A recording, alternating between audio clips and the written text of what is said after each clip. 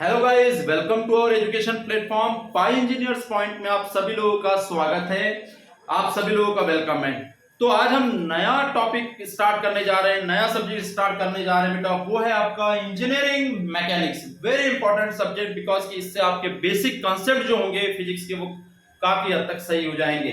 तो mechanical engineering हो या फिर आपका सिविल इंजीनियरिंग हो, सीएस हो, कोई भी ब्रांच का हो, उसके लिए जो अप्लाइड इंजीनियरिंग मैकेनिक्स है या सिंपल आपका इंजीनियरिंग मैकेनिक्स है, इसका नॉलेज होना बहुत जरूरी है। तो चलिए बेटा, हम टाइम बिल्कुल भी खराब नहीं करेंगे और स्टार्ट करते हैं आज का सब्जेक्ट। वो है आपका इंजीनियरिंग मैकेनिक्स, लेक्चर नंबर 1। चलिए तो देखिए, इंजीनियरिंग मैकेनिक्स की बात करता हूं। This is the science of physics. बस एक तो देखिए, मैं पॉइंट वाइज चलता हूं बेटा, है ना। This is the science of physics. Science of physics, physics का ही ये साइंस है। लेकिन इसमें क्या किया जाता है कि जो आपके बॉडीज पे फोर्स लगता है उसकी स्टडी की जाती है। एक्सटर्नल हो चाहे इंटरनल फोर्सेस क्रिएट होते हैं। मतलब कि आपकी बॉडी है, बॉडी में देखिए मैंने फोर्स लगा दिया, मतलब कि लोड लगा दिया। कुछ भी यदि लोड लगता है, फोर्स लगता है आपके बॉडी में किसी भी प्रकार का, तो आपके बॉडी में क्या चेंजेस होंगे, है ना। आपके बॉडी उसके अगेंस्ट क्या रिएक्शन देगी, इन सारी चीजों का जो हम एनालिसिस करते हैं, स्टडी करते हैं, वही है आपका engineering mechanics. Simple engineering mechanics की बात करता हूं, है ना। It is the science of note करें बेटा इसे। It is the science of behaviour of material against external forces which act on materials। जो मटेरियल के ऊपर एक्ट करेंगे उन्हीं के अगेंस्ट जो फोर्सेस आपके मटेरियल के ऊपर लगेंगे, उसके अगेंस्ट में जो मटेरियल का बिहेवियर होगा और उसी की स्टडी जो होगी बेटा, वही क्या है आपका इंजीनियरिंग मैकेनिक्स है। बात समझ में आ रही है। Against external forces which acts on material, है ना। करस्पॉन्डिंग क्या बेटा, corresponding developed resistance, movement, shear, all these are studied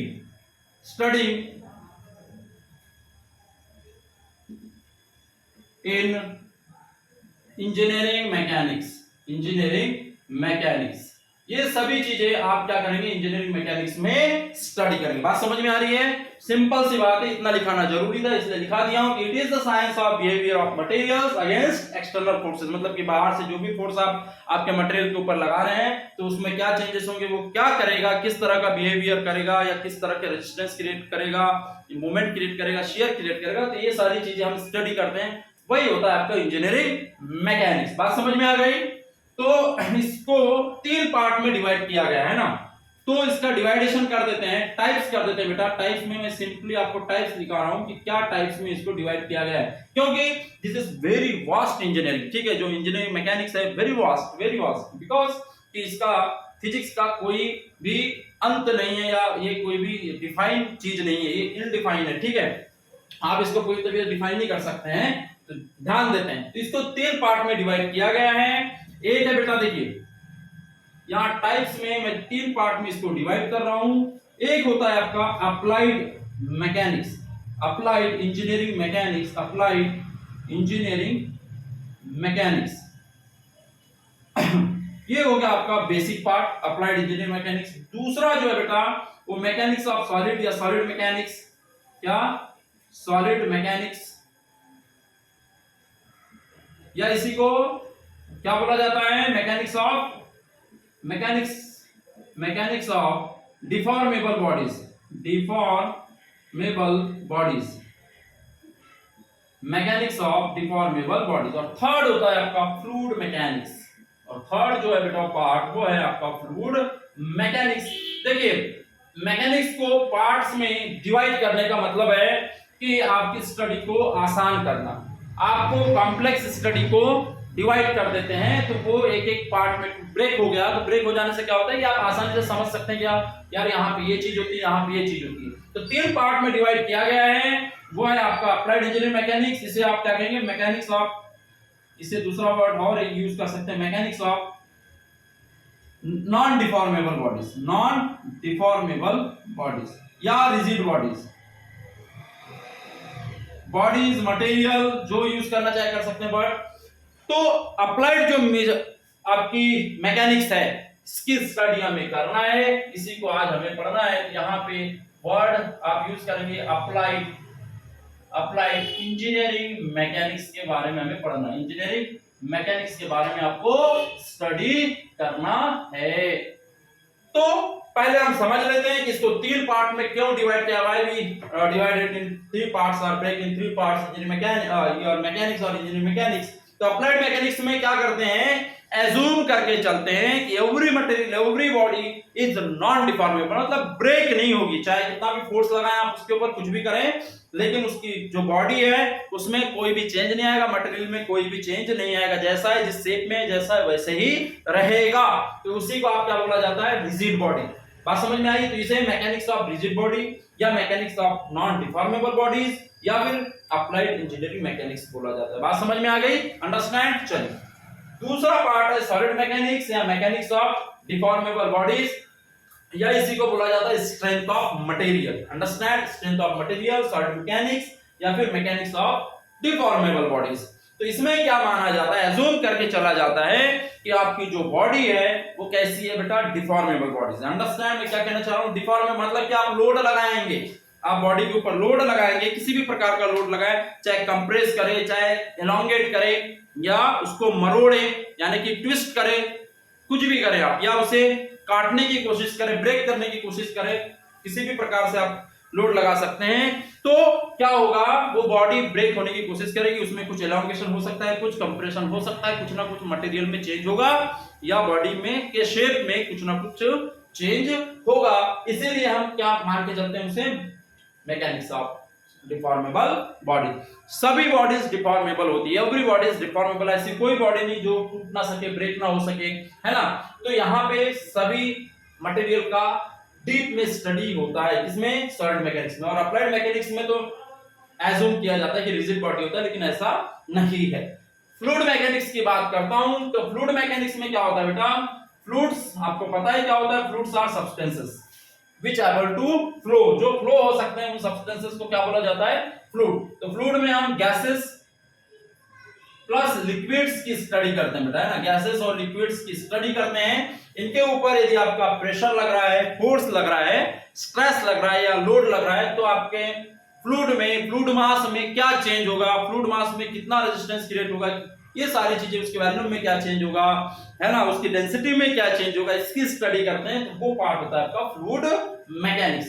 तो चलिए अब स्टार्ट करें बेटा हम अपना क्या, अप्लाइड इंजीनियरिंग मैकेनिक्स। यहां पे लिखेंगे हम, it is the science of, देखिए general knowledge, general language, general knowledge, it is the science of non deformable bodies, non deformable bodies. बात समझ में आई? या नॉन डिफॉर्मेबल बॉडीज और रिजिड बॉडीज, और रिजिड बॉडी। रिजिड बॉडी का meaning मैंने समझा दिया क्या होता है, जो नॉन डिफॉर्मेबल बॉडीज होगी उसी को आप रिजिड बॉडी कहेंगे। बात समझ में आ गई?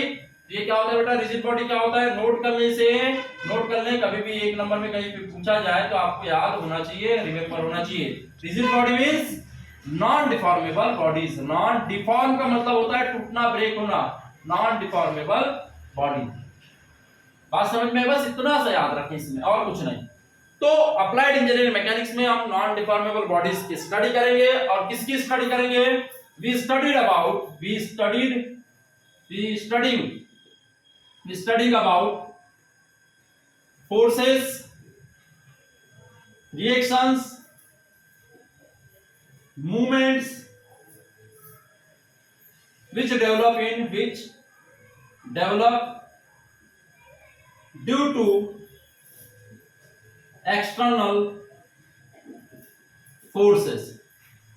ठीक है, we studying about forces, reactions, movements which develop due to external forces, जो एक्सटर्नल फोर्सेस होंगे मतलब कि आपके बॉडी के ऊपर बाहर से लोड लगाएंगे, ठीक है। कोई भी मेंबर बनाया, ये मेंबर मैंने डिजाइन कर लिया, इसके ऊपर पता चला मैं लोड रख रहा हूँ, कॉपी रख दिया, बुक रख दिया, कुछ भी रख दिया, तो उसका लोड इसके ऊपर आ जाएगा। तो इसमें क्या होगा बेटा, मोमेंट क्रिएट होगा, शियर क्रिएट होगा, होगा या नहीं होगा, ये एक सिचुएशन के ऊपर बात करते हैं, है ना, सिचुएशंस होती हैं।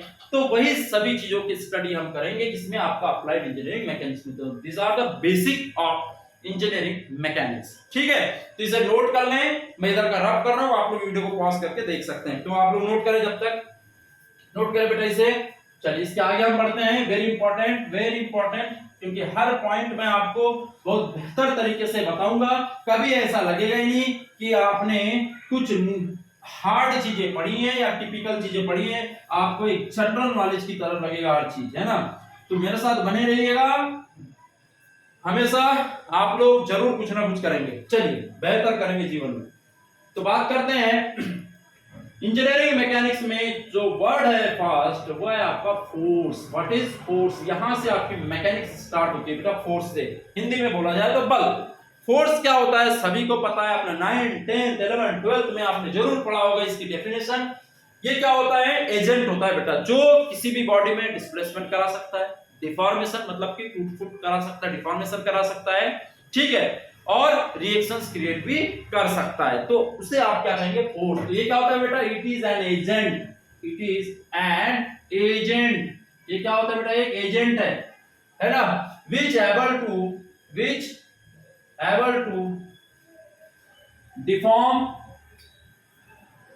which able to deform, displace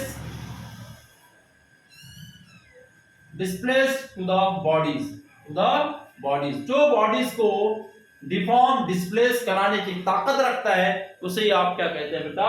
force कहते हैं, ठीक है। तो न्यूटन्स लॉ ने बताया है आपको, न्यूटन्स ने क्या बताया बेटा? न्यूटन्स लॉ क्या होता है?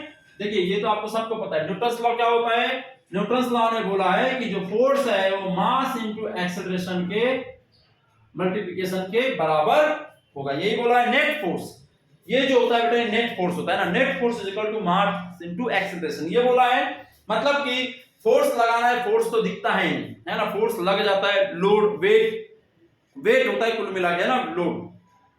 तो लोड आप किसी, जैसे कि फुटबॉल को आप किक मारते हैं, तो किक मारने के बाद फुटबॉल क्या होता है? बहुत दूर तक जाता है। तो कितना डिस्प्लेसमेंट हुआ, जब डिस्प्लेसमेंट होगा तो उसमें एक्सेलरेशन होगा, कितनी वेलोसिटी से वो या स्पीड से वो क्या किया, मूव किया, तो उसमें क्या होता है? एक्सेलरेशन क्रिएट होता है। वो आप लोगों को पता होगा एक्सेलरेशन क्या होता है, तो मैं वहां तक नहीं जाऊंगा। और उस बॉडी का मास जो भी होगा m, उस मास और एक्सेलरेशन का आप मल्टीप्लाई कर देंगे तो आपको मिल जाएगा फोर्स, और ये होता है नेट फोर्स। ये क्या होता है बेटा? Net force. याद रखना, जनरल फोर्स नहीं होता, नेट फोर्स होता है। बात समझ में आ रही? अब ये नेट फोर्स का मीनिंग मैं बता देता हूं क्या होता है। देखिए ये बॉडी है, इधर से ये आपने एक सरफेस के ऊपर बॉडी को रख दिया, है ना, एक बॉडी है, इसको आपने सरफेस के ऊपर रख दिया, एक सरफेस के ऊपर रख, इधर से एक आदमी ने 5 किलो न्यूटन के रेट से इसको इधर धक्का दिया, इधर भी एक आदमी ने इसको 10 किलो न्यूटन, 12 किलो न्यूटन के रेट से इसे धक्का दिया। बात समझ में आ रही? तो ये 5 किलो न्यूटन इस 12 किलो न्यूटन को अपोज करेगा, मतलब इसमें का 5 किलो न्यूटन इस 5 किलो की न्यूटन से क्या हो जाएगा? खत्म हो जाएगा। तो नेट फोर्स यहाँ पे जो बचेगा, यहाँ पे जो बचेगा कितना बचेगा? 12 - 5 ही बचेगा, बचेगा कि नहीं बचेगा? कितना होगा? 7 किलो न्यूटन होगा, और ये होता है net force.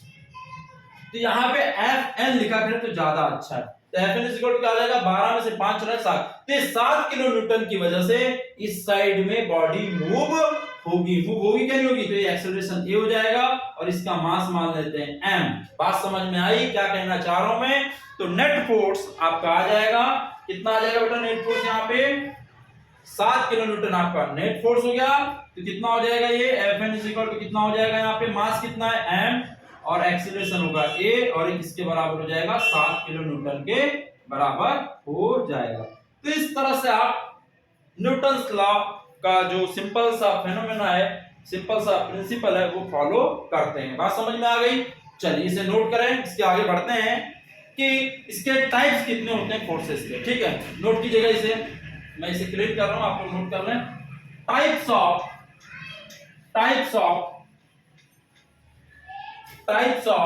Load, type of forces की बात कर रहा हूं बेटा मैं, है ना।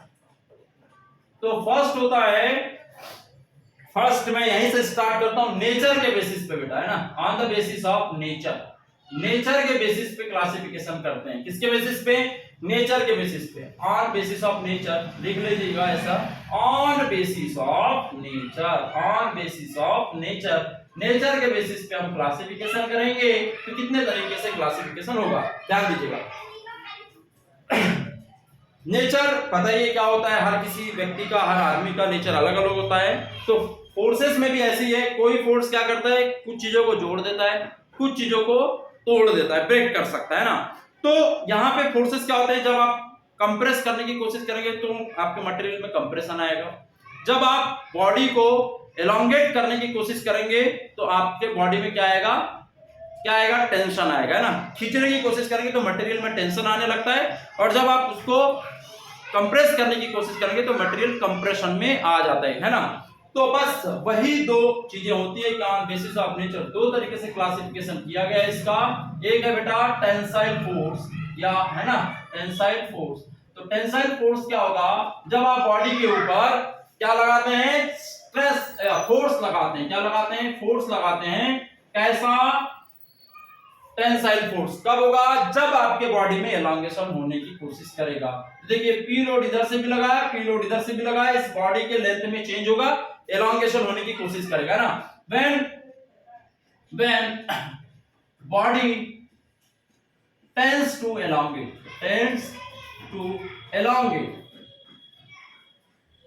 मतलब कि जब बॉडी क्या हो, एलोंगेट होने की कोशिश करे, तो उस समय आपके बॉडी के ऊपर जो फोर्सेस होंगे, जो भी फोर्सेस होंगे, वो आपके क्या कहलाएंगे बेटा, what is known as tensile forces, है ना। दोस फोर्सेस, मैं सिंपली देखो लिखा रहा हूं, those forces are corresponding, those forces are, लिख लें, those forces are tensile forces. क्या, टेंसाइल फोर्सेस।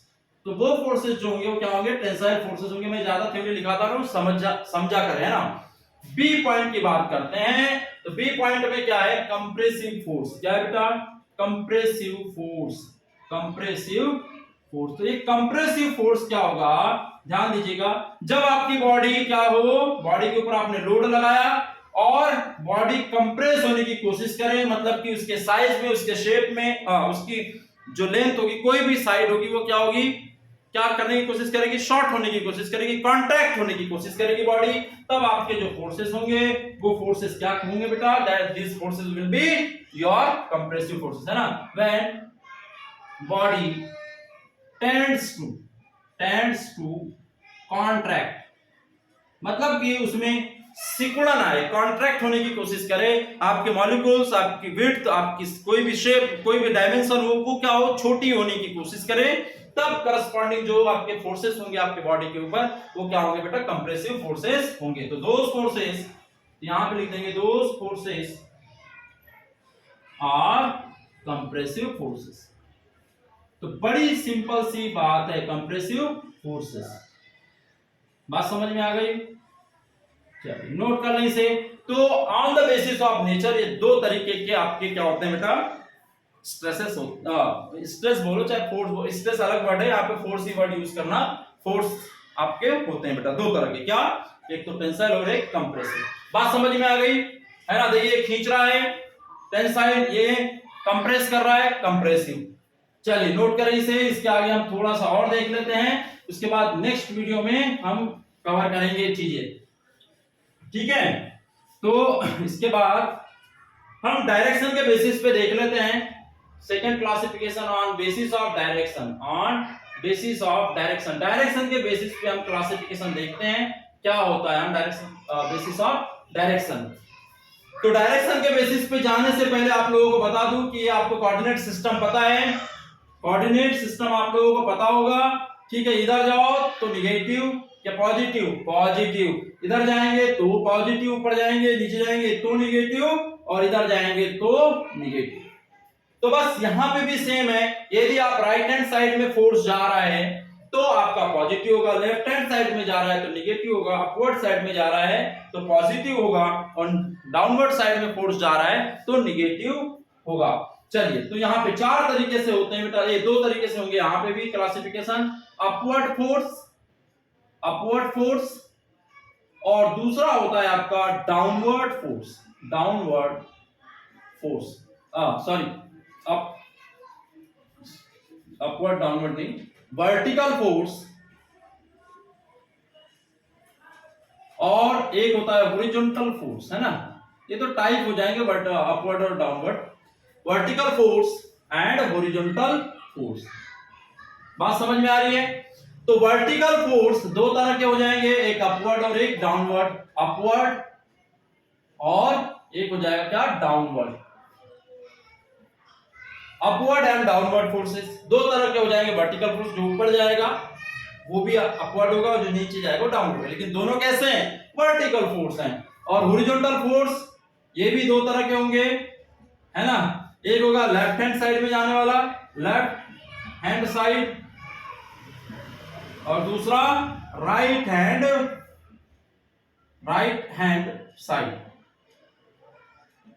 तो ये दो तरह के ये फोर्सेस होंगे, है ना। तो लेफ्ट हैंड साइड में जाने वाला आपका लेफ्ट हैंड फोर्स, है ना, और राइट हैंड साइड में जाने वाला राइट हैंड फोर्स। तो अपवर्ड फोर्स पॉजिटिव होगा, डाउनवर्ड फोर्स निगेटिव होगा, लेफ्ट हैंड में जाने वाला भी निगेटिव होगा और राइट हैंड जाने वाला पॉजिटिव होगा। तो ये क्लासिफिकेशन हो गया आपका बेसिक इंजीनियरिंग मैकेनिक्स में फोर्सेस का। बात समझ में आ रही है। तो ये याद में रखना है, बहुत इंपॉर्टेंट है, क्योंकि इसी से आप लोगों का। अब दूसरी बात है, कंप्रेसिव फोर्स का आप नेगेटिव मान के चलते, कंप्रेसिव फोर्स को जहां मतलब कंप्रेसिव फोर्स ये बता रहा है कि आपके डायमेंशंस में क्या होगा, कॉन्ट्रैक्शन होगा, इसलिए इसको नेगेटिव मान के चलते हैं, और टेंसाइल को पॉजिटिव फोर्स मान के चला जाता है, क्योंकि इसमें एलोंगेशन होता है, मतलब कि डायमेंशंस क्या होंगी, चेंज होंगी तो बढ़ेगी। बात समझ में आ रही है। तो इसलिए ये हो गया आप लोगों का टोटल क्लासिफिकेशन ऑफ फोर्स। और भी टाइप के फोर्सेस हैं, आपका शियर फोर्स है, बेंडिंग शियर फोर्स एक हम यहाँ पे स्टडी करेंगे मैकेनिक्स में, इंजीनियरिंग मैकेनिक्स में रिएक्शंस क्या होती हैं उसके बारे में स्टडी करेंगे, लेकिन वो नेक्स्ट वीडियो में करते हैं बेटा, काफी समय हो चुका है। तो मिलते हैं नेक्स्ट वीडियो में, तब तक के लिए थैंक यू सो मच।